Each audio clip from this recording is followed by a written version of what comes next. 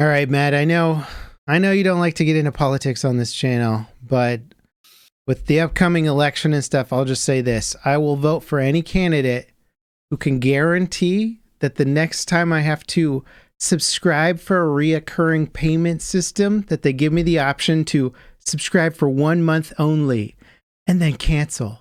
That will never happen. Can you imagine how great That'll that never would be? happen. If that became a law where you had to offer the option to subscribe for 1 month only, the amount of money the American people would save. Oh my God. It'd be through the roof because Billions. That's literally what they're banking on. Yeah. I feel like that should be a law because it ultimately is predatory. Whenever I'm having to sign up for all this software stuff now and test it out. And if I don't like it, I have to write on the calendar, unsubscribe by this date. And if I'm like doing something when my calendar notification comes up, that's it. I've just paid for a freaking month, man. Yeah. And honestly, that's 100% the reason why I will just straight up unsubscribe. I'll subscribe and then I'll unsubscribe. And then I'll just use whatever I'm using and then just forget about it. Yeah. I just tried that. They're getting smarter. I tried it and it like deactivated my account immediately. And I was like, you bastards. Yeah. I was like, okay, I'll get my 30 days. And then I logged back in to use it. And they're like, sorry, you unsubscribed, man. So wait, you paid money? No. Then I did the free, the like, oh, okay. 30-day free trial. I got you. Yeah. I got. Well, see, that does make a little bit more sense. I was going to say, if they took your money and they were like, no, you unsubscribed, sir. That's not allowed. That would be straight up illegal. Yeah. But man, if a candidate could like run on that platform, like I don't care what their background is, they got my vote. You know, and they're like, okay. What do you think about their history with ritual sacrifices? Don't care. They're gonna stop the reoccurring subscriptions. I will vote for them. Perfect. Yeah. Anyway, that's who I'm voting for in the next election, in case you were wondering. I was wondering. So I'm glad we got that cleared up. Yeah. Well, welcome to the podcast, everybody. I don't mention this enough at the start, but if you'd like to support the podcast, you can check out our Patreon. It is linked in the video description. Patreon members can watch our recordings live. They can watch all of our many, many mess ups and correct us on the spot. And we also have an after show live recording set or live chat session that we do with Patreon members. It's a good time. Good way to support the show if you like. And we are now in September, Matt, and we got some games this month coming out. I think Spectre Divide is, I want to say Spectre because of how it's spelled. It does bother me. The RE. Yeah, that game's coming out. I'm excited to see how it does. I've already played it, so I've kind of like gotten to see what it's about. But I'm excited to see how that stacks up against Counter-Strike and Valorant. And we got Space Marine 2, which is probably the top release of the month for many people anyway. Yep. That one's looking pretty solid. Final Fantasy 16. Can you believe they're on 16? Well, I already played it. So yeah, I can believe it. So it's been in early access, is that right? And it's like doing a final release or what? No, Final Fantasy 16 came out on console, PlayStation first, and now it's having its PC release. PC. Yeah, we're getting the same thing with God of War Ragnarok now coming to PC finally. Are any of these titles ones that you passed on the consoles that you will be playing on PC? I played both of those games on console, yeah. Okay. God of War Ragnarok, definitely the better of the two, for me personally. Gotcha. I've stopped playing Final Fantasy at 7, so it's been a while. Fair. You missed out on some bangers, but fair. I believe you. 16 was okay. It got a little, it was a little bait and switch. It seems like it was going to be like really political, and there was politics, but it turns into now we have to kill God. And so it I don't know. It had some of the highest highs and some of the lowest lows. Was God a good fighter? Did you like lay the smackdown on God? Oh, no, the fights were the highs. Like some of the most like outrageous, just bonkers fights I've ever experienced in a video game. And then they have you do like some of the worst, just boring, trivial side content that's a main story kill quest. 10 rats. Yeah, almost to that extent. Yeah, it gets really slow at times. On your way to killing God, could you also rescue this kitten that got stuck in the tree? And you're like, come on, man. Almost to that extent. Not quite, but yeah, almost, yeah. Mm-hmm. Oh, that's typical. It was video game a stuff. fun game, and I love my boy Clive. So, All right. Now, you talked about Frostpunk 2 before. I think it's finally exiting beta. It's hitting its full release on September 30th, so the end of the month. Do you think they're gonna? I know you had some issues with it. Do you think they're fixing those up, or it's going to get cleaned up, or what? I mean, I've been following it a little bit. I like what they've done to some of the UI changes, because that was a big complaint that a lot of people had. I literally didn't even know there was a tab, and apparently a lot of people didn't even really know there was a separate tab for a different way to like progress your city, which is not great for a UI. Yeah. You know?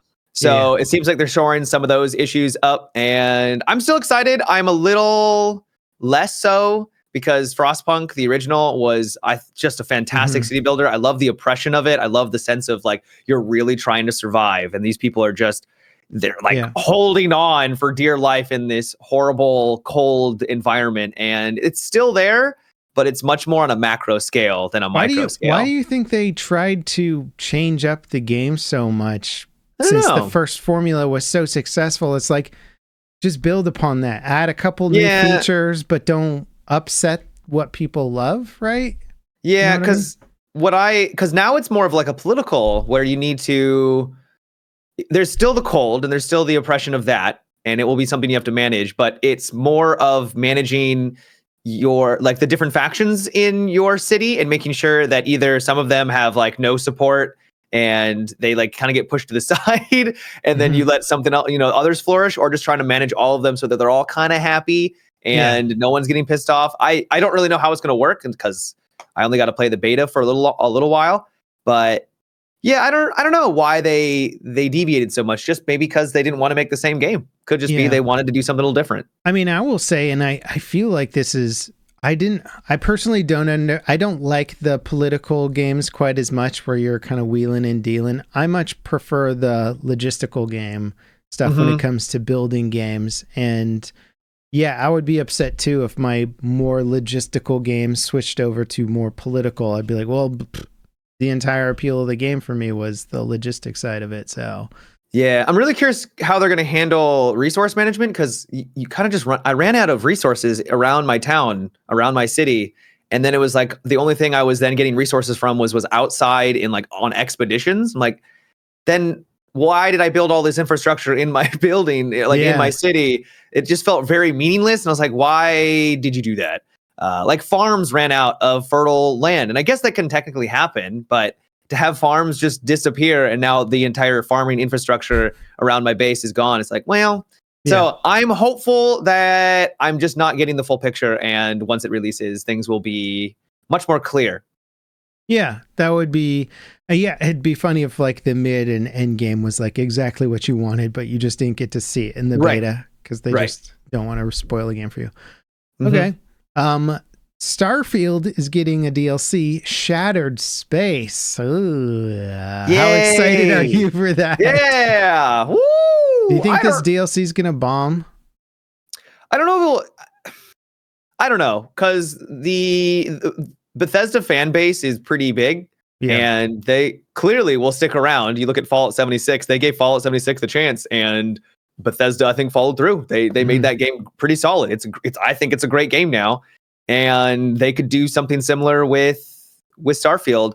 But the enthusiasm for Starfield, I feel like, at least in my little bubble, because everyone's in their bubbles, is the hype is at zero. I don't think many people are really all that enthusiastic. I know they added in the vehicle to drive around on planets, which is neat, but it's like, cool, there's nothing on the planets to really explore it with, so who cares? But they said that, and I was like, and do what with it? Yeah. But maybe that's what the expansion will be able to, dare I say, expand upon. Ooh, maybe they will literally expand the size of the maps and stuff you can do on them. That would be cool. Yeah. But I don't really know much more about, I haven't looked into it. Yeah, same. I think once people figured out that Starfield was incredibly boring, they're like, oh no, like once you figure out the game, it's really boring. There's no depth to it. So yeah, DLC, I can't imagine what the DLC is going to do. I was trying to read up on it, and it seemed mostly narrative based, which fine. The narrative of the first game was pretty lame, and this one seems like it's taking it in a new direction. which I can agree with. But if I got to do that narrative through Bethesda's weird zoom in camera stuff the whole time, I'm no. Just back and forth. Yeah. I'm like, Yeah. yeah, that's going to be awkward. Yeah, I hear you. Yeah. So, we've had Hawk Ops. Now we've got Black Ops, the beta. Oh, yes. I was like, where are you going with this? I I thought, don't know. okay. I just like saying ops. You like ops, yes. There's a lot of Black ops these days. Black Ops 6. Call of Duty Black Ops 6, Chapter 4, Volume 5. Mm-hmm. It's just the titles, they just keep getting bigger. They keep getting longer. Director's cut. Yeah. Director's cut, yeah. Do you play it at all? I did not. I've seen the videos of it, the gameplay trailers and stuff. Yeah. Yeah, so I didn't play it. What did you think? Omni movement's in, baby. Who needs wall running when you can just fly around the corners and Mach 5 and fly? Yeah. It is. So that's the big gimmick, right? Every Call of Duty has a gimmick, and this is the gimmick of this one. And I missed the AI fish. That was my favorite. That was a good gimmick. Mm-hmm. It plays like Call of Duty. It feels like a Black Ops game in the sense of like time to kill a little bit. At least from what I remember, there's so many Call of Duties now. It's kind of hard to remember every single one of the TTKs and how like weapons perform, right? It's kind of difficult to keep that all in your head, but it does feel pretty solid when you're playing. But the Omni movement really does mix it up in some situations because your character defies gravity and defies like physics, because when you slide on the ground, you gain so much momentum. Yeah. Out of like nowhere. A John Woo film. You're just like, you're faster. You're lubed up stuff. and ready to go because when you slide, like you actually gain speed. But in reality, see, when I was a kid and I played baseball, right? For the first time I was running and I thought that you gained speed. That's why everyone slid into the base, right? Yeah. I thought you gained speed because of that. But in reality, because more of your body is on the ground, you're slowing down. Yeah. But not in Call of Duty. Did you do literally accelerate? The classic sliding into home base and then you're like 2 feet short. 2 feet short of it. Yeah. The guy's like, you're out. Good job. Yeah. You gain speed and momentum. And that is true for sliding, and that's true for the Omni movement where you can like dive left, right, back, forward. It's crazy, right? It feels okay. You kind of feel like you're on a ball sort of when you're moving around because you can literally be prone on the ground and then like look any direction, and it looks pretty good.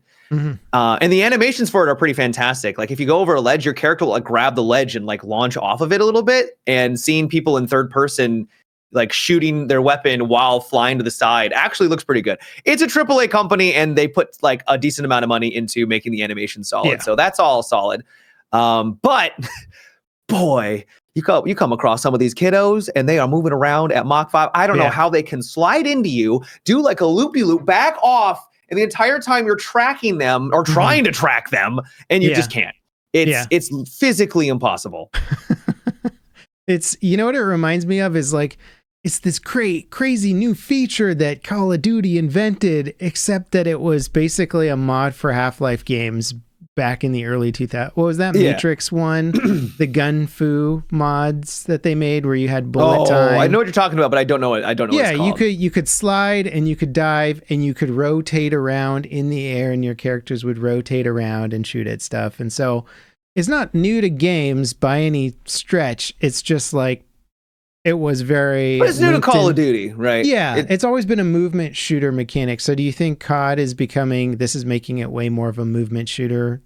Like, COD seems to dabble in the movement shooter stuff, and the fan base gets angry, and then they come back to boots on the ground. There's part of the fan base that kind of, who just wants boots on the ground. They just want to be able to like run around, stop, shoot, and take out their target. And then you got the other group who's like, I want to slide cancel. I want to bunny hop all over the place because that adds a layer of skill, right? That raises the skill ceiling, and they enjoy that.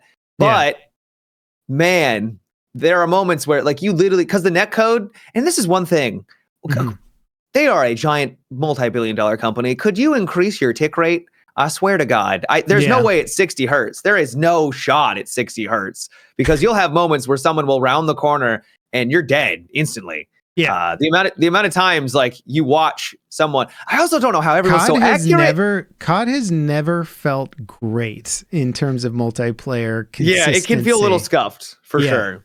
It used to be really bad back when they were porting. Remember when the days of bad COD ports where they just didn't care about the PC player base? Yeah, and the PC player base died instantly because of it. Yeah, and so now they actually, I think, have a decent PC player base, but the games that PC players are used to playing have higher tick rates and like much more honed in netcode, and COD is still kind of relying on its console base, which, you know, and not to badmouth consoles, but they've just been getting away with crappier netcode for a longer period of time. I think that's it too. I think it's the fact that they could go up to 60 hertz. I'm sure they've got the infrastructure and the money to be able to pull that off. It's more data throughput. Exactly. Right? It cost them more. It cost them millions of dollars more. And they're like, well, people aren't complaining about it enough, or it's not a big enough selling point to increase it. And even though our game would technically be better, it's not worth the actual monetary investment, which is too bad,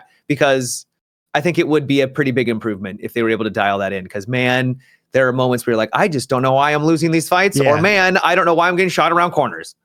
Yeah. The one that always gets me is when you're shooting at a dude and it's like gives you like 2 or 3 hit markers, and then you just get a damage dump on you and you hear that bullets hit you and it's like 10 bullets in 2 frames or something, and or like in no time at all. And you're just like, what's happening? I'm pretty sure it's just damage dumping very inconsistently rather than evening out that damage over the actual frames that it was occurring. You're just like, oh wow, he's just missing all his shots. Oh wait, I'm dead in 1 frame. I guess he wasn't missing, and the game is just interpolating all that damage at different times in really annoying ways. And that drives me really crazy, because then you feel like you're safe when you're actually not in it. Yeah, exactly. No, it makes the gameplay feel bad.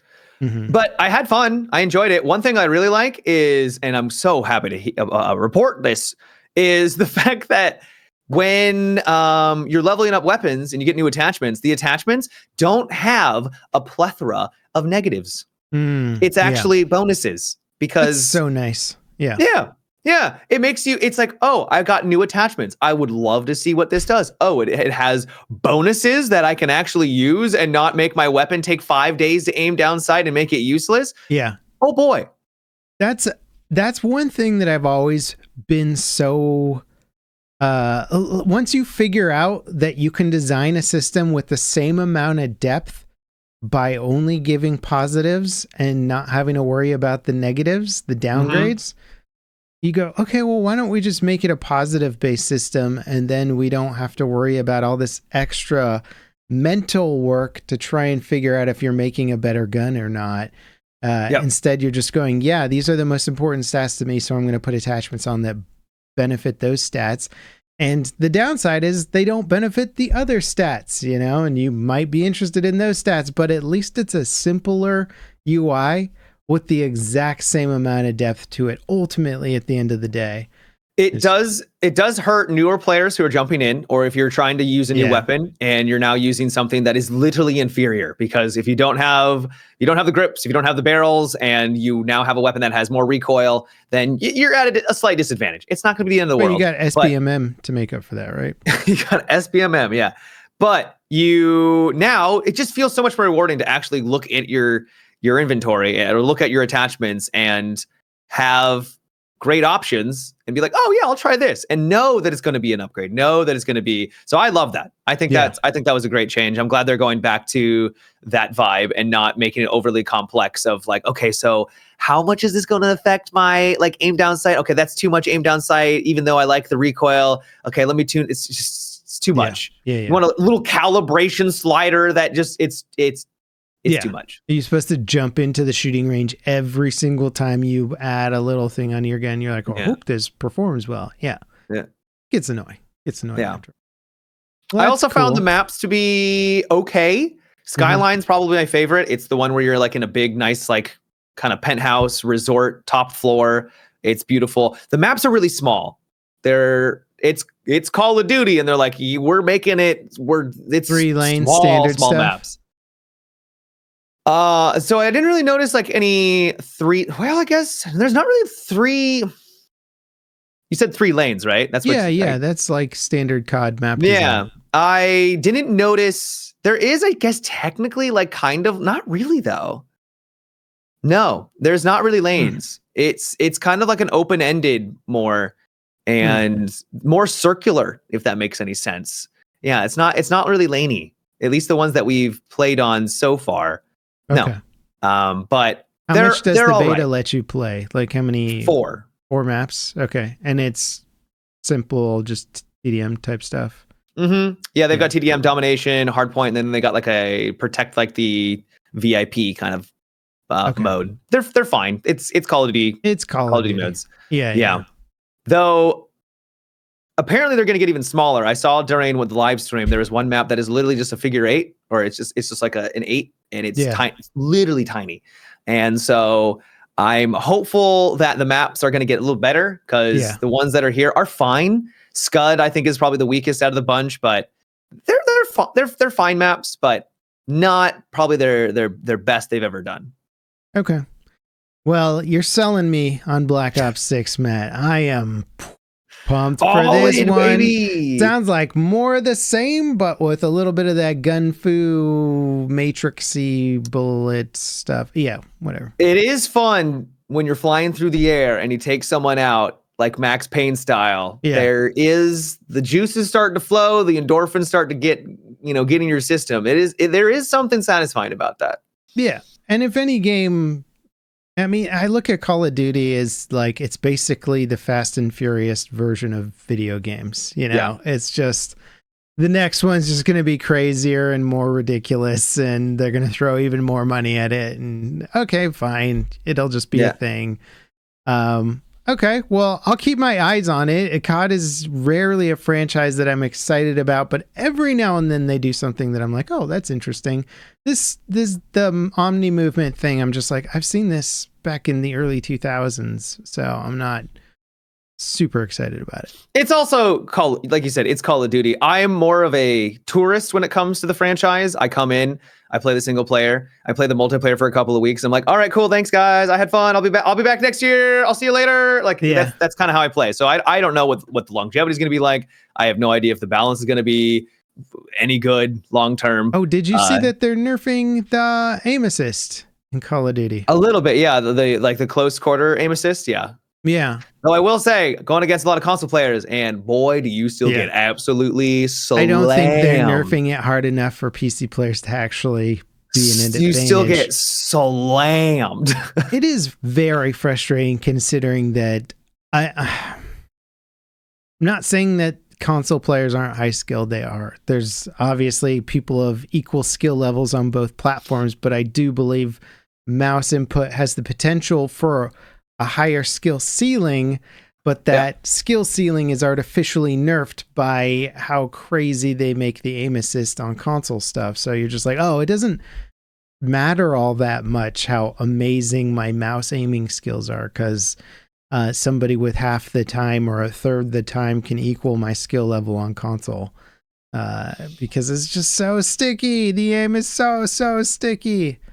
You can still compete. And I've been having fun, but there are times when I'm like, how are you hitting all of your shots? It's like it's because you're literally like basically not locking onto me, but when you're kind of dealing with that little bit of jiggle with the recoil and a couple bullets miss here and there, because that's what you would assume would happen in a recoil, they're just and then you also get the weird things where it's like console aiming gets more stickiness through like smoke. So there's a certain level of smoke in which, and there is some visibility issues. Flare, the muzzle flash, so they don't suffer from all that stuff. And then on PC, you're just like, I can't see anything. There's a flashbang and muzzle flash, and how could I hit that guy? But they can hit you. So it is worth mentioning the visibility, at least for me, is a little rough at times.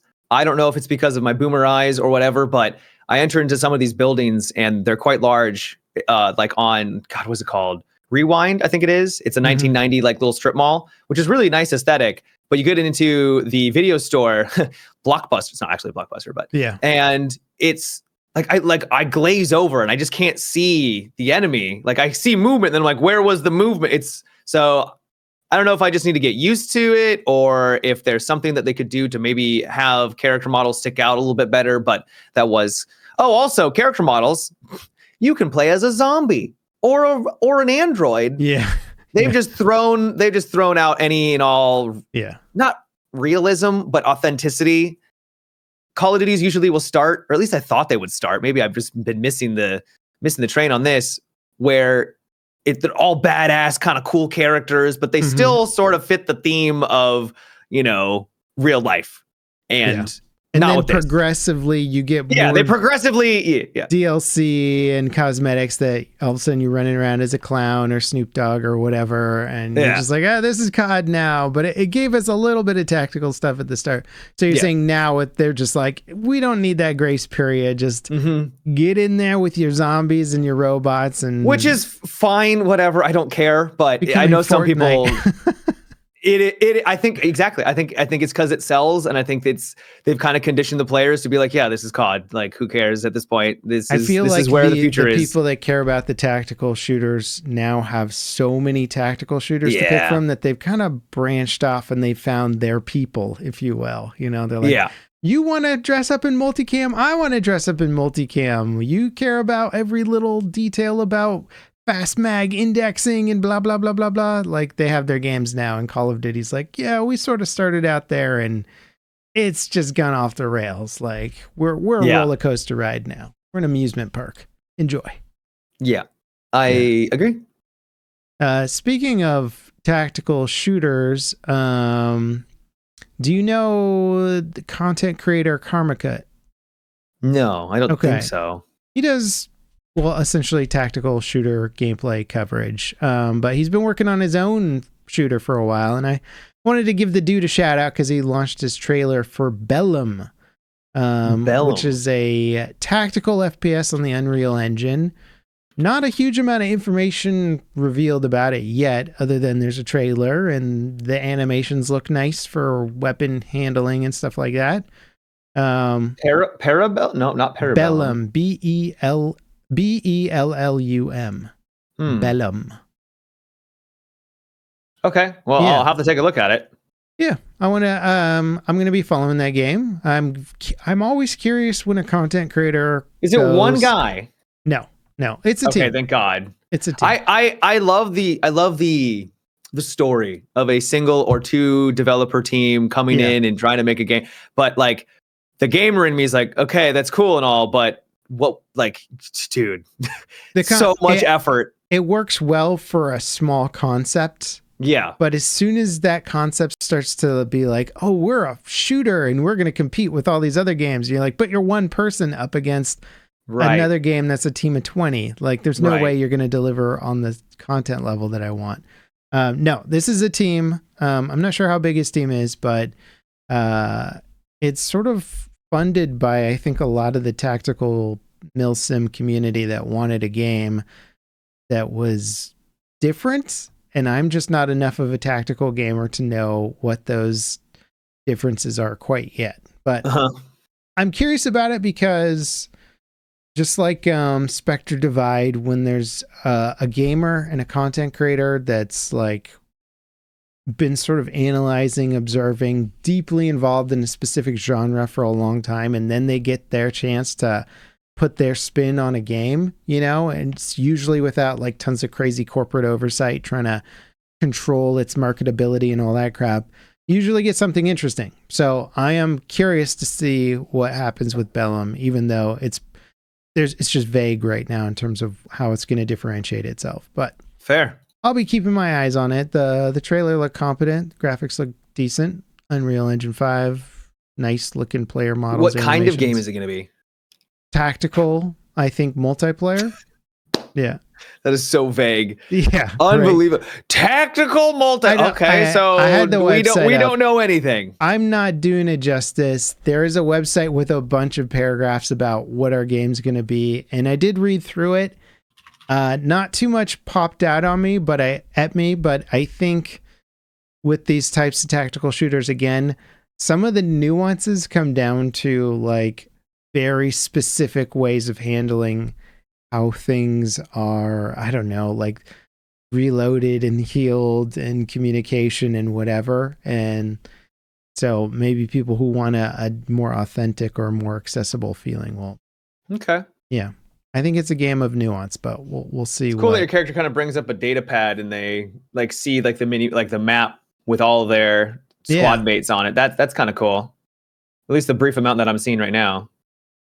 All right, it could be fun. Yeah. Cool. I Anyway. like new games, tactical games. New games. Tactical. Baby. That's the one word that's always gets thrown. Tactical. Tactical gets applied to literally everything. I'm like, what does this even mean anymore? Pokemon's tactical. I mean, technically, right? You have to make tactics. You have to think about it. Yeah. You can play your lightning Pokemon or your grass whatever the nature Pokemon guys. I'm out of it. It's been a long time. You got kids too, or have they not playing Pokemon yet? He's got Pokemon cards, but have you played the Pokemon card game? Long time ago. Yeah, I used to. It is awful. It is. Is it really that bad? Yeah, I mean, like I grew up playing Magic, and even in my adult life, I play like Hearthstone and Marvel Snap and those types of card games. And I've played a couple more of the recent games just with some friends, just to check out what's popular in the card gaming world. But Pokemon is just basic, and it's tough to play, man. It's tough to enjoy, but the kids just like collecting them now. I really don't think anybody gets the cards to actually play the game seriously these days. Kind of ironic. I mean, that's kind of what I did when I was a kid too. I played a little bit and I enjoyed it, but yeah. Then you're just collecting. You're cards. Like, I've got a foil Charizard, baby. They had to ban it at my elementary school because too many kids were bringing cards and trading. Yeah. Well, it is banned at my kid's school, but somehow he comes home with Pokemon cards, and I'm like, "Where'd you get these?" And he goes, "Oh, I found them." And I'm like, "Sure, you did. You found them, did ya? All these mint condition cards just lying around on the sidewalk. He stole them. Report him to the authorities." I know. No, they have their little trading circles. They know where to meet up. They're like, of course, in the bathroom at and they're trading all their Pokemon cards. It's funny though. Man, that IP, dude. That guy's pretty massive. Been going forever, dude. It's like Final Fantasy. I think it's the biggest IP in the world. I think, at least in gaming, which probably means the world. Yeah, I don't know. It's probably pretty. It's massive, massive. Cool. I should make a Pokemon game, man. That's where it's at. You should, or just rip off Pokemon, call them pals, and make that game. Pokemon apparently, according to Google, has made $90 billion. It's the biggest. It's not bad. Yeah, it's a lot of money. Yeah. So did you get the final release of Star Wars Outlaws? I did, yeah. Do you get a pet in Star Wars Outlaws? You do, You right? do. Yeah. Yeah. Little adorable little guy. Can't remember the name of like what kind of creature it is. But it's a fun game. It's hard to like exactly recommend it for people, especially if you're not like a big Star Wars fan, because it's very basic with its gameplay. Every single gameplay element that you interact with, at least like combat, stealth, space, it's all really bare bones. You don't get a lot of options. The combat in general, you have like your blaster, and you eventually get 3 different options that allow you to, shoot troopers, bad guys, pirates and stuff. And that's it. You just got 3 different options. One's kind of like a stun. The other one's just a normal blaster. And then one's a big explosion. Okay. Mm-hmm. And then you've got stealth, which is literally just your bog standard stealth. And then you've got your space combat, which is really, really bare bones. That's what I was most curious about, is the space combat. Because I was like, if they could do that well, then they would be the first time that any open world game has done flying in space combat well. So it is like, literally you take your mouse and you drag it around Starfield, and you basically. You follow the, like there's a little dot and the little line, and you have to shoot the dot so that it like travels, and that's it. So it's Starfield. Like Starfield's space combat was painfully bare. Like it was just like aim at the other ship and shoot, and if your ship's not good enough, you'll explode before they do. I would even argue it's to some extent even more basic. You get like very, very little. And I think they knew that it was that bare bones, and there's very little of that like in the game. There's a little bit of exploration can go around, and you can pick up like a couple of items out there. And it's cool because there's really no load screen in that sense, right? You go from, which Starfield doesn't have. Well, I mean, they have load fields or load fields. You know what I mean? They should call the game load field. Yeah. So you literally will take off on a planet and then you'll hit a loading screen, but at least it looks like you're traveling out of the planet into the atmosphere, into space. And then there'll be the space exploration, and then you'll warp to another planet, and that also is a disguised loading screen, but at least it makes it feel very connected, which is good. That's pretty much, I mean, unless a game custom makes some very, very smart system, which is uncommon, then all games, even if they are seamless, they're just hiding their loading screens cleverly. Right. Yeah. There's a moment where it's a big cutscene and you're in the middle of a mission, and it's your main character is like pressing buttons on their computer, and you're like, what's that? It's a load screen, and you don't realize it's a load screen, but it takes longer, and you're like, oh, that was a load screen. So they hide it cleverly. The warp drive. Hang on, let me just punch in some numbers here. You're like, this is really boring. Why are we watching that? Oh, it's a loading screen. Yeah. That's cool. The positives of it, though, other than the very mediocre, just sort of bog standard gameplay, is the characters are fun. I really like ND5. He's a really cool like droid, and you have a whole story with him. It's very centered around him and his story. Why are the droids always the best characters in Star Wars? I don't know. Now? I think there's something, at least for me, where the trope of humanity in a android or a robot and like testing that ground, I'm always fascinated by that, right? Like, can a robot experience humanity? And so I'm always enthralled by that. And that's kind of what you're experiencing in this. And so, yeah, the main story's good, pretty good. Like, it's fine.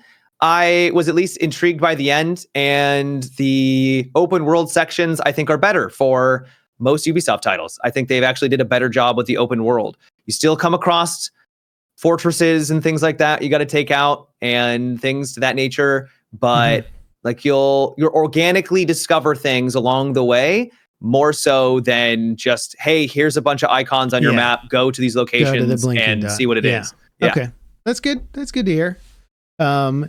Exploration is always more interesting and fun than go here and look at the stuff on the way. You're like, well, okay. Well, that's cool. That's cool. I remember back in the day when games were like, head down the path to the north for 4 miles, and like on the left you'll see a cave, and that was your direction. Yeah, that was like, I don't know, the Morrowind, Oblivion, or something, and all that. And sometimes you just wouldn't find what you needed to find, and then you're like, oh, I can't, I'm stuck. But it's like, frustrating, to be honest. Yeah, it was frustrating, but you'd also end up on weird, obscure adventures, and then you'd be like, I don't even remember what the main quest was at this point. I've saved a village from like an invading like horde or something, but yeah, now where am I supposed to go? Old school gaming, baby. That's where it's not to that. If you come across, like, you hear someone, there's a lot of moments where you'll listen in on other people's conversations who are just apparently blabbling about how their secret stash is behind a waterfall, and it will then give you an icon of where the waterfall is. So it's not to the point where you have to not use the map. They didn't give you a mini map, and the cities are fairly complex, and so you are constantly like, okay, where am I on the map? And then you constantly like run forward for about a minute, and they're like, all right, am I closer to my objective? Let me bring up my map again, up and down, up and down. It's so frustrating. I wish they would just give you a mini map on the side or something, because that gets old very quickly.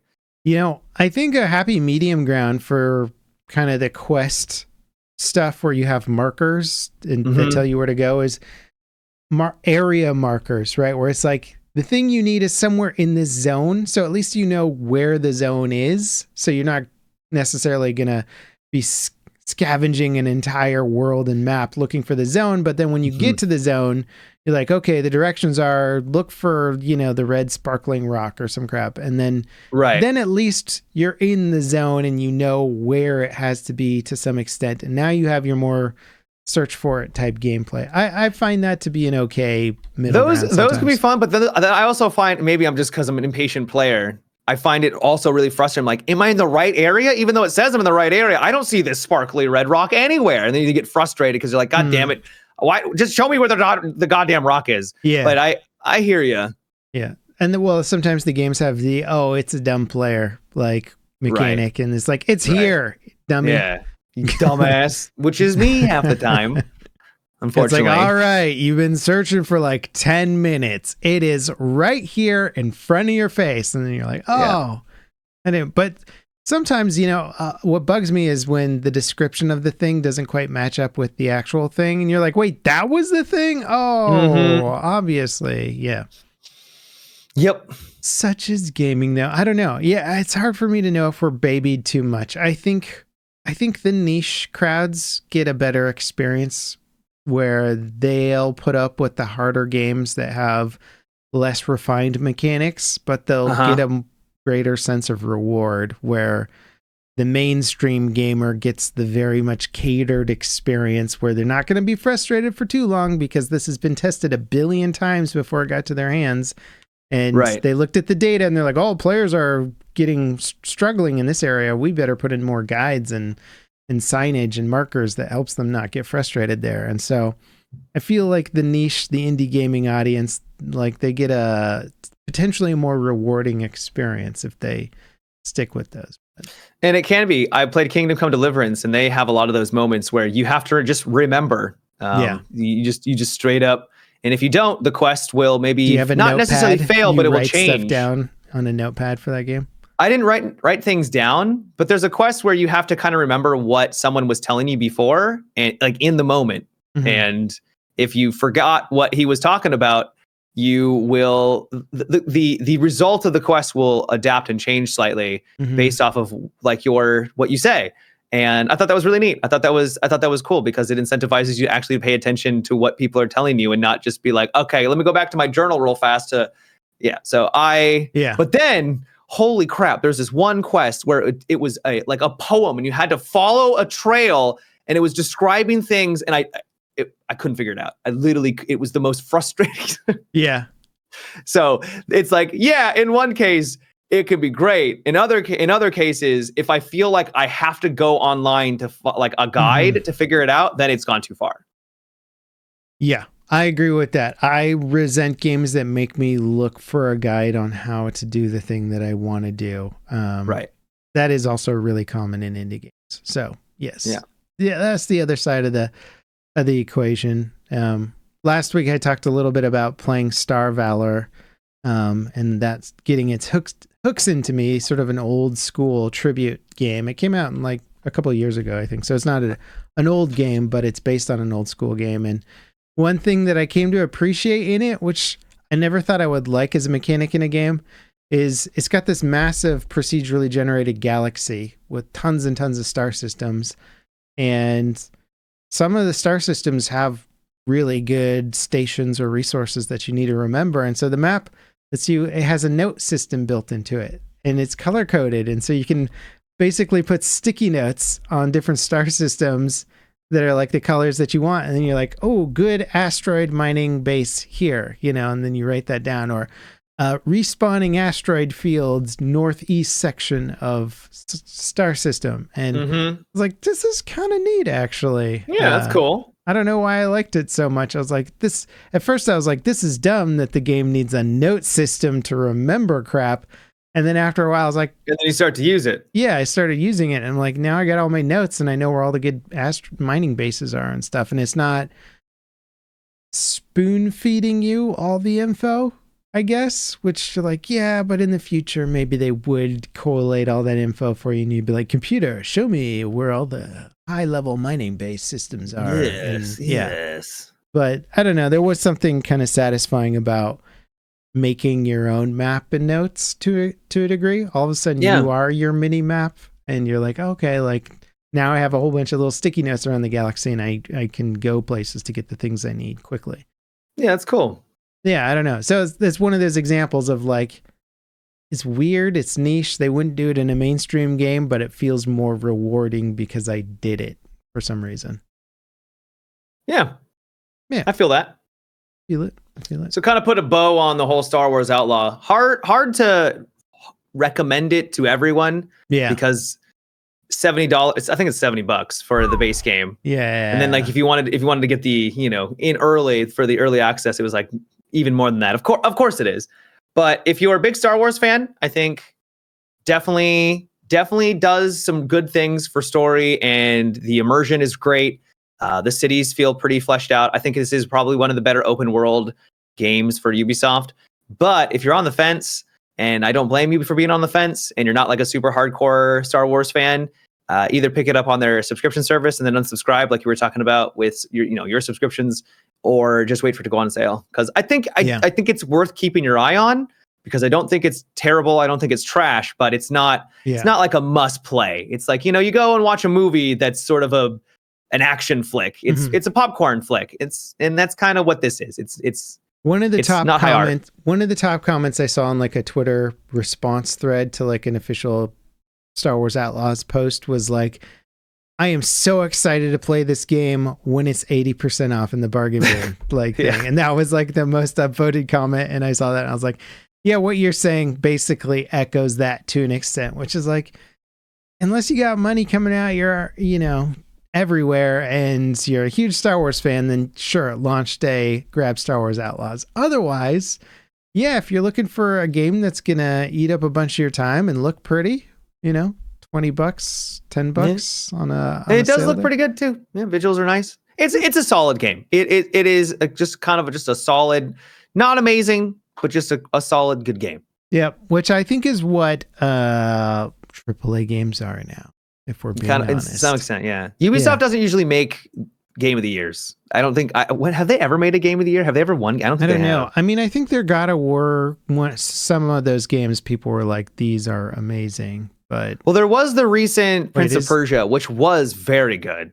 That was legitimately a great side-scrolling like puzzle platformer. I really liked that. But usually their big AAA titles are just kind of, like I said, popcorn. Just good, fun, but nothing like insanely, masterpiece. Dude, I saw, what made me happy is when that Prince of Persia game came out, people were going back and playing the OG Prince of Persia. And like, that made me happy because I played that a lot back in the day, and that game is so flipping hard. It's ridiculously hard. Like, people are like, I beat Souls like blah, blah, blah. Like, go beat Prince of Persia, bro. Like, that game, you start over from the beginning if you fail. And from what I remember, I think I picked that up. It's hard to remember because I was a young lad. Yeah. I couldn't get past a jump, and I just gave up because I literally just could not figure out how to get past a jump. And it was like the first level. Yeah. It would probably be easier now because there'd be a YouTube video that's like, here's how to beat this guard. So what would happen in that game is you'd beat level 1, you beat level 2, beat level 3. You're feeling pretty good about your skills. And then you get to a guard that you had never fought before. And you'd be like, okay, well, I fought guards before. I'll take him out. No problem. I'll just parry his strikes and hit him when his guard is down. And that game had actual like combat sequences where it was, you had to know the timing of it and everything. And then his sequence would be totally different. And none of your previous skills that you had learned would work on him. And you would just get killed instantly. And you're like, all right, let me just play the entire game back to get to this one, not even a boss, just a guard. And then like, that was how you got better, is playing the entire game back to get to this one guy and try and figure out how to fight him. The original roguelikes, even though we didn't realize it was so hardcore. Yeah. It was a roguelike, but just to get back. The time commitment. Looking back on it now as a kid, I'm just like, oh my God, and I think they did that because the games weren't that big back then. So they made it unbelievably challenging so that it made it feel like you were getting more game than you actually were. Mm-hmm. That was like 4 floppy disks or something. Do you remember when you had No, I don't. It was I was very young. Yeah, I think I'm a little older than you on that front, where like you'd buy something and you get like 4, 5, 6 floppy disks to install. I mean, you probably remember CDs and stuff where you get like I remember getting my World of Warcraft CDs. And it was like a pack of them. Yeah. And then it's like insert CD 7. You're like, all right, here we go. And you hear your poor CD-ROM drive like, And you're like, all right, things getting hot in there. Hope it's all right. Yeah. Hang in there, buddy. Those are good old days. Good old days. Aside Good from, old you know what I days. don't miss is the PlayStation 1 CD-ROM drive, though. Oh, You put the disc in the PS1 and like every level load was like 10 years. You're like, loading level. And you're like, I'm going to go make some tea because it's going to be a while. I'm 5 years old. I'm going to go make some tea. Yeah. That was back when Nintendo had this really amazing edge over PlayStation and stuff because they were cartridge based and everybody knew the solid state media was way faster. So they're like, sure, they can't have as much data and memory, and they don't have as much memory, so their textures aren't quite as good looking as the PlayStation stuff. But man, the game just loads like that. And like comparing that to the PlayStation experience, that was the argument back in the day, was load times. That was like a huge deal. And I mean, to some extent, it became that too for us now with the solid states on the new consoles, right? Everything loads so much faster. Yeah, it's nice. It's nice that consoles have caught up in a lot of ways to the really. They've surpassed most PCs. Most PCs are the things that are like holding games back now in that respect. Yeah, well, they haven't surpassed PCs in terms of hardware, but the cost of hardware on PCs. You used to be able to make a good argument that you could get a great gaming PC for like $600 to $800. You know, like, or a very competent gaming PC. That ain't the case anymore. The price of graphics cards now are just like so astronomically higher than they used to be. Now to get like a good GPU, you're looking at like 400 minimum, you know, most cases. And that used, Let me clarify. When they want to have cool, fast loading screens that are disguised really quickly, like in Spider-Man 2, there's moments where you'll like, we'll fly through a building and it will like, then you'll go in the open world. That transition from when you're in the building to the open world is two separate different. You're loading, right? Yeah, that's so super that cool. swing, right? So if you don't have an SSD for that, you can't do. Yeah, you can't do the cool thing. So that's what I mean. Then he's like, "How long is this building anyway?" It's like a football field in length. You're just flying through a building. It's like, don't worry about it. The building keeps going.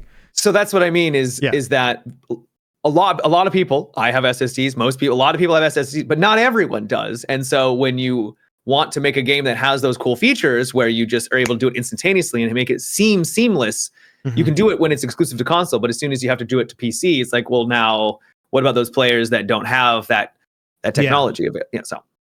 Well, it's actually we had to design a system just a couple weeks ago in the game that I'm making that deals with this exact issue, and it was like, it runs perfectly on our computers. But what happens when the guy with the old school hard drive loads up the game? This transition ain't gonna work anymore. We got to create one that is an adaptable transition. Right. So that was interesting. So a lot of voodoo magic going on behind the scenes for something that most players probably don't even notice. Gaining a much bigger appreciation for it nowadays, though. For sure.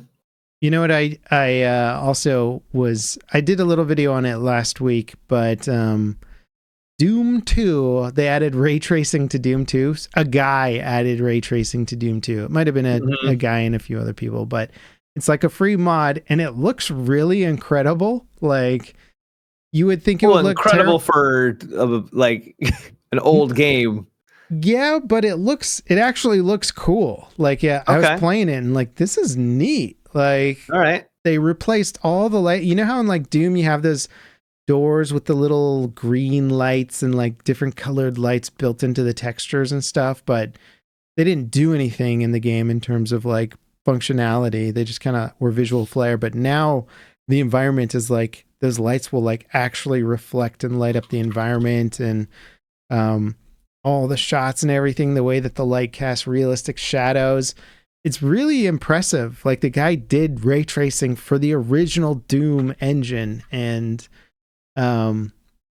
it's like a fantastic upgrade. I don't know. I'm just kind of blown away by it. I'm like, this is how Doom should be remembered, with some ray tracing turned on, baby. Like it takes the old school textures where it's like green, swampy, toxic ooze that like passed back in the 80s and 90s. When did Doom come out? 90?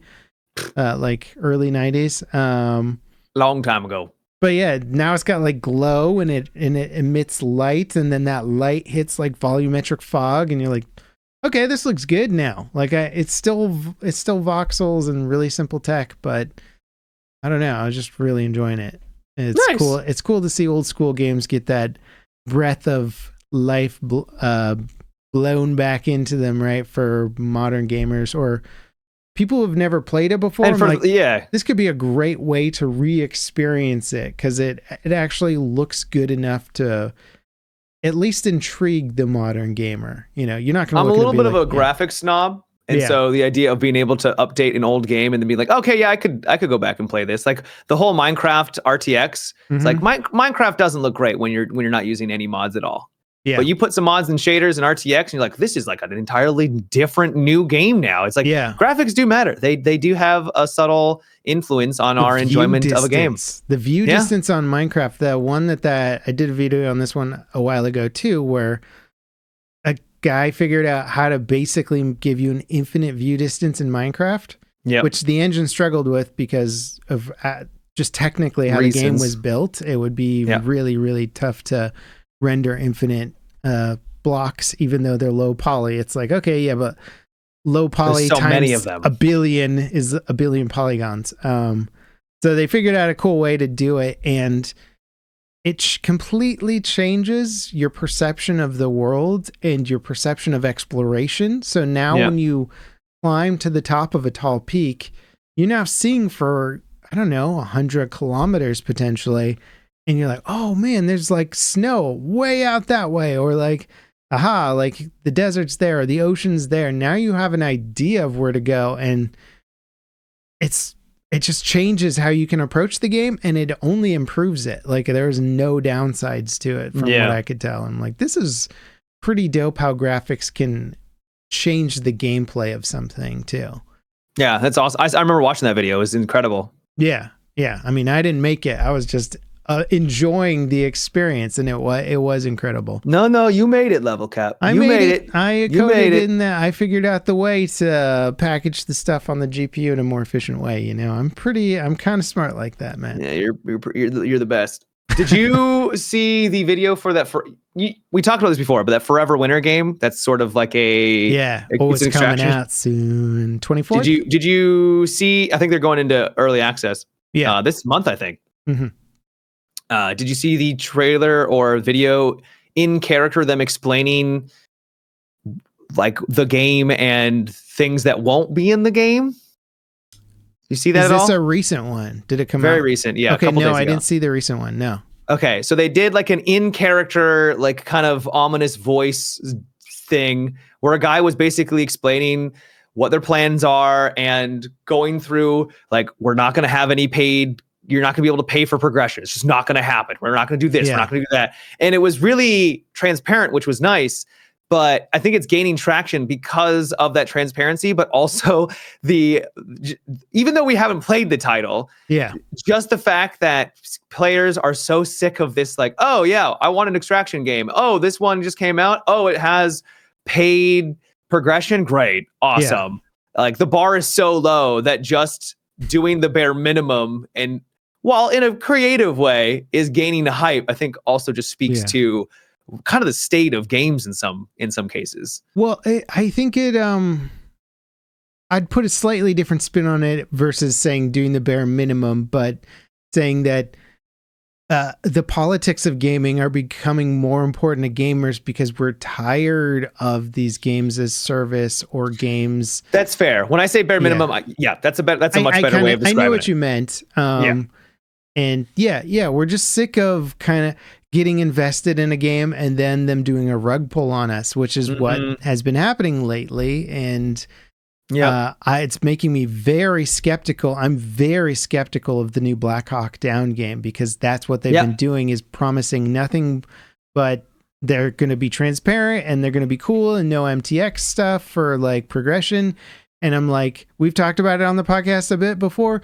What's their profit model for the game? It doesn't add up. I think their profit model is going to be a rug pull. Like, I think that's what it's going to be. So it's made me super skeptical of any game that's promising that is at least a AA, if not AAA studio. Indie devs, I have way more faith in. If they say they're going to do something, I'm like, yeah, I believe you guys. Yep. But this game, I want to believe. I haven't seen that video, but I would like It's a solid to. video. Based on the fact that they're creating something that is visually so divergent from the norm, the standard, it seems like they're very much inspired by the vision and they want to make a great game as opposed to just a marketable game. So hopefully that is the case. It does look really cool. The trailer for it had me super interested. The like giant robot women creatures walking around and eating people. I was like, oh, this is my kind of apocalypse. That's what Level Cap's into. Giant women eating people. I didn't know I was into it till I saw that trailer. Until you saw, now I'm into this. Awaken something in you. I know, freaking internet, man. I was a good boy until the internet came along. Yeah. I think it's going. I think it just speaks to gamers are getting tired of kind of the nonsense. I was watching someone stream Wukong, and they bring up the point like I just really like the game. It's well made. I paid the entry fee. I just get the game, and there's no battle pass. There's no skins I got to do or anything like that. I just explore, and I get to enjoy the experience. And that's not to say that is outside of the norm. I think is being a little exaggerating, because there's a lot of games. Elden Ring. Right. Yeah. Elden Ring is that too. But it is becoming more and more pervasive, where every game you look, single player games are now, it's like, oh, you want to get the single player? Okay, well, would you like to buy the digital deluxe? Would you like to buy the gold edition? Would you like the premium edition? It's like, no, I just want to play the game. I just want to get everything with my entry fee. You know what I really like, and it's becoming more of a trend, and I hope this is a thing. It's pretty much only in the indie dev scene, but they'll come out with the supporter edition, which just says, hey, we're making this game. It's like $15, but if you love it and you want to support it more than $15, here's the supporter edition. You'll get a couple of skins, whatever, but it's usually not about the cosmetics. It's just like saying, thank you for supporting our game. Here's an avenue to support us more. To do so. And it's just optional. It's like a tip, essentially. It's like tipping the devs, being like, I love this game. It's worth more than $15 to me. Here's 25, here's 30, whatever. I think that's cool. I think that's a nice way of doing it too, because then it's just optional. And it has almost no, pretty much, it's designed to have no ramifications on your gameplay experience. Yeah. So that's cool. I think BattleBit did that, and a couple of other games did that, where they're just like, yeah, well, this will go back into the development of the game, So thank you. Yep, that's a good way to do it. Yeah. Imagine a AAA game dev trying to do, hey, if you guys love you want to support our game? Yes, by buying the game. Yes. Well, yeah, when they start at $70, I do defend more expensive games, because I do think that nobody understands the economics of game development, and that the more niche your game is, the fewer sales it's going to get, which means you can spend less money on the production quality. But there's people out there that want a high production quality game of a weird niche title, so the price has to go up in order for that to exist. And so there are games where I think you can charge more for something like that. But are you okay, give me an example.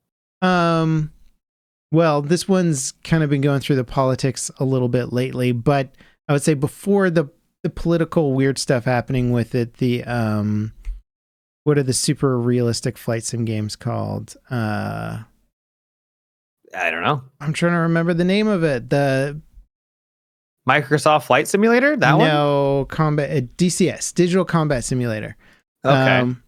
So DCS is like, you buy an airplane in DCS and it can be like $50. It can be like $100. You can spend a lot of money on it. Yeah. But you're also getting one of the most authentically recreated aircraft simulations that will ever exist. And nobody else is going to make it, because it's too much work, too much time, too much effort that needs to go into it. And they can never afford to do it because their audience for DCS isn't big enough to sell enough copies to make it worthwhile at $10. So they got to charge like $100 or whatever. You know? No, that's fair. Yeah, they've been in the hot water lately because they've been doing some weird business practices that people don't like. But the argument held up until they started being... That's besides the point. That's completely different. That's separate. Yeah. So I would say in that field, it makes sense. And I would say in a lot of the more niche, like tactical shooters and stuff, so you're not advocating that Ubisoft charges $80 just because, or $90 because the game is expensive to make, or are you advocating for that? I don't like the idea of a big AAA game charging tons of money, and they do have the advantage of marketing it to tons of people.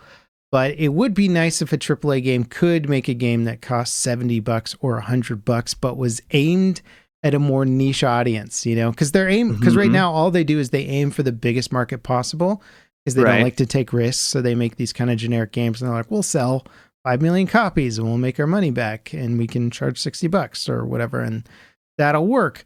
But I wish there was more flexibility in there to do those weird. The flexibility, it is very, and I'm sure they're frustrated by this too. Yeah.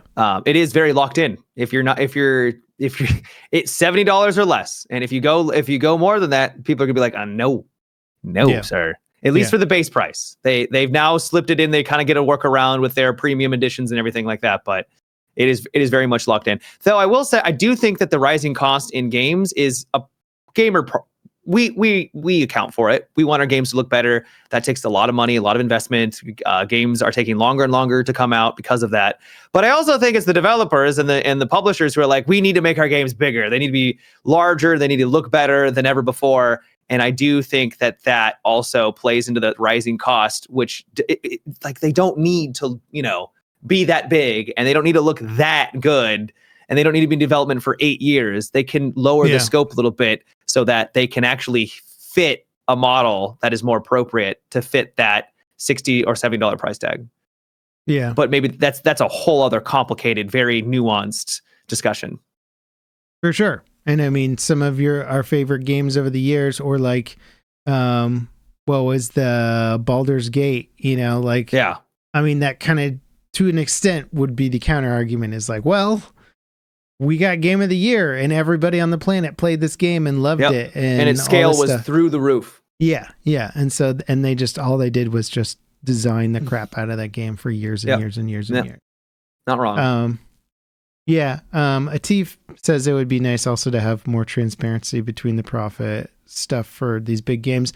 That probably won't happen just because of the nature of business, but it would be cool if more games like this were like, hey, if we sell X amount of copies, we're going to put a certain percentage into supporting more content for the game.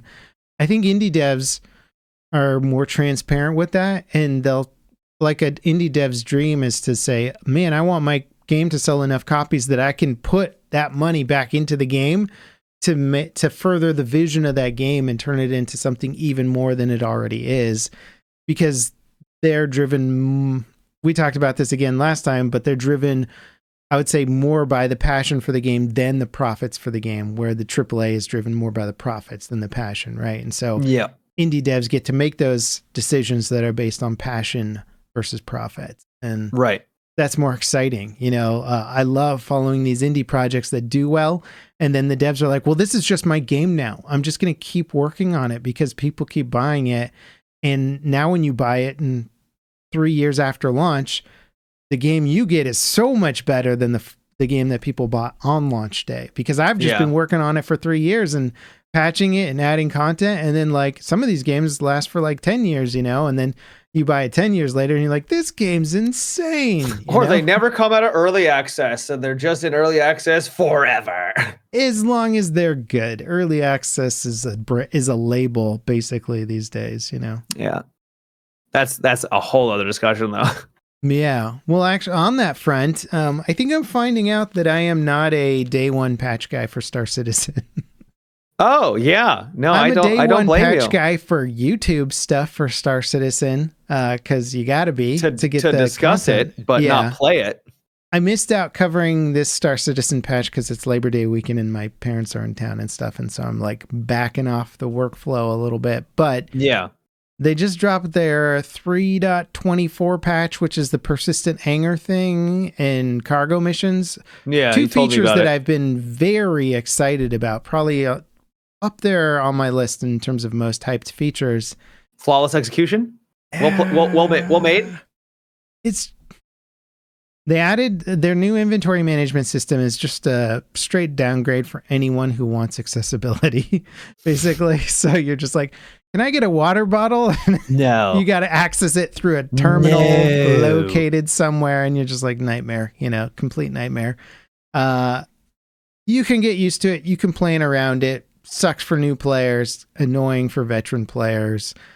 I think it needs some work. But the other part of it is just like, one, there's a ton of bugs, ton of problems. They've already had to hotfix it a bunch. But the tier 0 version of any feature that they add to the game, and this is the worst part of Star Citizen content drops, is that the grand scale or scope for a feature is massive, but the first iteration that they add to the game is such a shadow of what it should be, of just like, it's just them testing the groundwork for how something could work. And so you get in, you're like, I'm so excited for cargo missions. And then it's like, it's just a box mission, but like now you're moving 10 boxes instead of one box. I mean, that's cargo. Man. Yeah, I don't know. I had a different dream about what it was going to be, and it's diverged enough from it that I'm just like, it's sort of exciting, but not really it's not my dream, and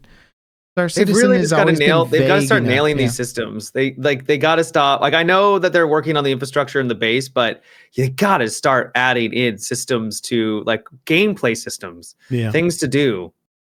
Yeah, no, 100%. And it's I just don't understand what the strategy is behind the scenes. Where are they just waiting to get all these other core pillars of tech before they really step on the gas with content production, which in my mind would also be mission production, like, let's add all kinds of crazy wild missions to the game that take you all over the place and go everywhere, but not until we get all the core tech fully finalized yet. And that still feels like it's part of their design philosophy with Star Citizen. But yeah, with hauling and stuff, I was hoping for a game loop that focused mostly on the flying, docking, and landing, but a big percentage of it, maybe 50% of it, is now loading and unloading boxes from a cargo elevator, and that part is the part that has no appeal to me. And what sucks is that I feel like I could get on board with that if the system was just clean and refined and nice, but it's not.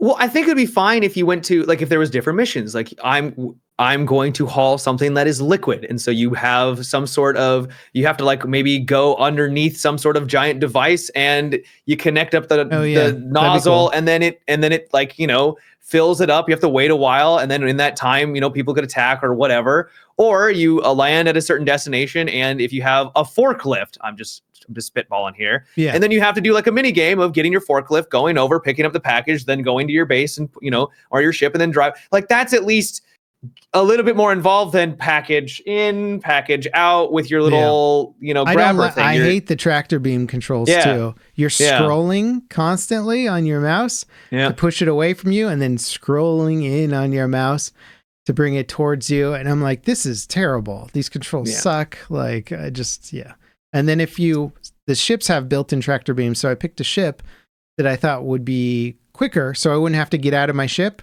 I could just get into the remote tractor beam. And tractor beam it all. But the delay, I think I was talking about this on a previous pod too, but yeah, it's just laggy. It controlling the tractor beam from the remote turret is like super hard to aim and just obnoxious to use. And then even after you get it on the cargo elevator, you then have to get out and press the button on the cargo elevator. So there's no point in using it.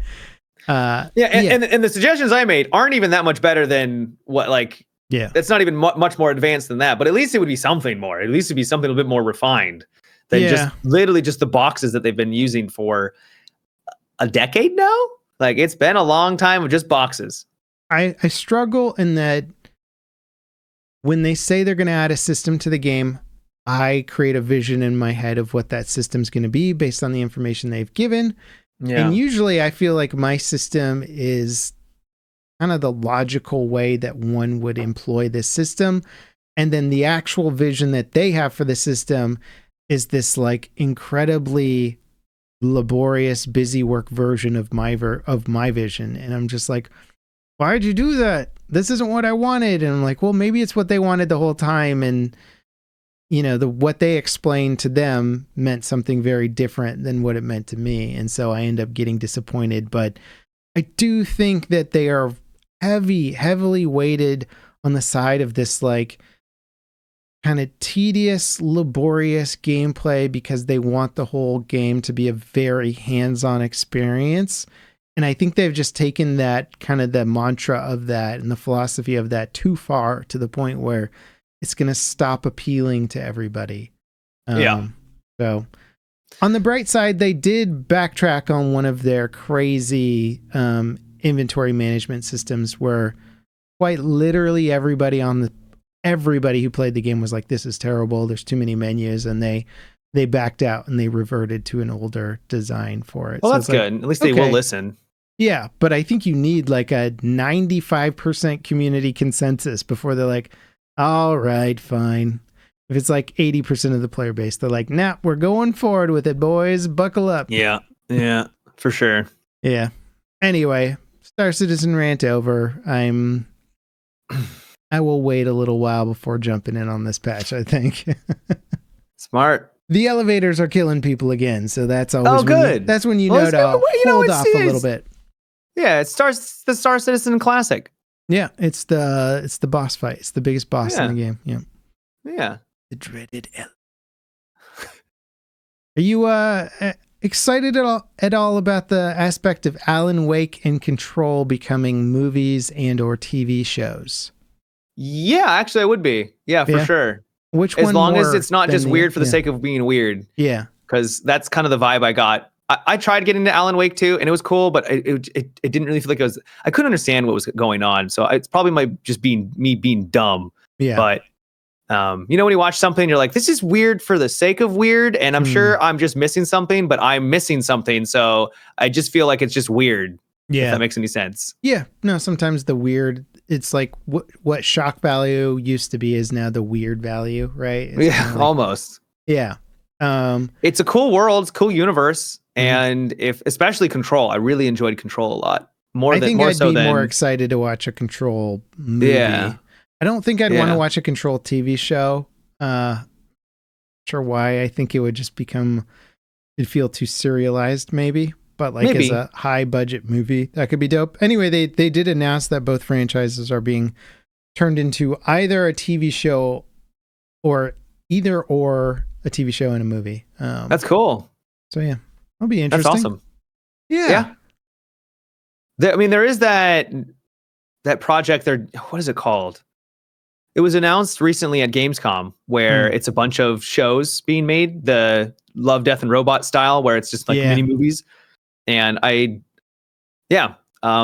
probably test the waters. Yeah, that was really cool. I think Love, Death, and Robots was a pretty fun show where they got to explore a lot of kind of dark Black Mirror-ish type concepts, but in a more comedic way, although they were still quite disturbing. Some were not, yeah. Some were not funny at all. Yeah. But they did have the option of throwing humor into it, where Black Mirror rarely throws humor into their episodes. It's usually just super dark irony or something. You're like, okay. Yeah. I have existential dread now. Thank you. Yep. There's no path forward, but yeah, I'm excited about seeing more of that. I think video game movies and TV shows are getting better because video games are getting better. They're having better writers, better world creation and stuff. And so they're starting to feel more like almost scripts for movies or TV shows. And you're like, okay, I could see this translating better. Though in the trailer, they show off Kratos and he's in a city, like a modern day city. I'm like, what, why is Kratos in a modern day city? Where are you going with this? And it could be cool. It could be a twist that you're just, not expecting, but Yeah, I'm excited. I think it'll be a cool show. Yeah. Almost makes you want to go back and rewatch the World of Warcraft movie, and just bask in all those good video I still haven't watched it. You haven't watched it? Oh, no. Matt. You are not. It is so forgettable. I think I forgot so much of it. It's not even that old of a movie. It really isn't. Not. And I watched the whole thing, and I can't tell you. I don't think I can describe a single scene from it in detail. Wow. It was just beyond forgettable. Well, apparently the World of Warcraft expansion has been fairly well received right now. What is? So that's good. Yeah. You used to jump into those, but I used to, but it's been, when I say I used to, it's been like 7+ years now because it's been a long time. College days was when I was really into WoW, but not so much anymore because it's basically a second job at this point. It's not as bad as Eve, but I think a lot of us old school gamers have had our time in the MMO world, and we gave it our time. I gave it our hundreds and thousands of hours potentially, and then we're like, okay, I'm good. I'm good. Then you do this major shift to, I need more regular gratification games, and I need games that I can drop in and drop out of and feel joy from. As opposed to, let me hop on and sort some loot and plan some big mission. 45 minutes is gone. I got to log off now. They're big time suckers. Yeah. I don't know how much time I was actually playing World of Warcraft and how much of it I was just sitting in Orgrimmar, just vibing with the boys and doing nothing and waiting and just trying to figure out what to do with my day. Yeah. That's what drove me the craziest about MMOs is the end game always becomes a guild experience, right? Mm-hmm. And guilds are just these giant time wasters where you're like, I didn't join the guild so I could just sit in this city yammering about crap all day. Let's go fight the dragon boss. Let's go run the raid. Like, this is a game. I want to play the game. Let's do that. And guilds are like, hold your horses there, buddy. We gotta organize things. We gotta have the right potions. Dan isn't back yet. Yeah. Juan has got to make all of his bad jokes about stuff, and you're just sitting there like, okay. I think games that can be played to their fullest extent with a party of 3 to 5, like sweet spot, right? Then you can play with just a group of close friends. But as soon as you get into like, we need 20 people to beat this thing, now you're getting into time wasting unmanageable territory. Yeah. It's just if one person is AFK, that's it. It grinds everything to a halt. Yeah. The good old times, but hey, you know what? Maybe one day my kids will go to college and I'll be like, I need a game that I could I need play. some WoW now. I need some WoW. I'm just going to get on and like go to some guild weddings or something, whatever they do. I've talked about my guild weddings on this podcast before. I know. You have. I have. They're unfortunate. Don't go to guild weddings. That's my podcast recommendation for the day. Shall we wrap things up there, Matt? Sounds good. All right. Well, thank you all so much for watching. Once again, if you want to check us out on Patreon, the link is down below. We're going to hop into our post-podcast show and talk about the F1 race, baby. Woo! Oh, baby. And Matt's going to give you some advice because we decided not to go with a different outro. Yep. My advice for today is be good to yourself. All right. Bye, everybody. See ya. Take care.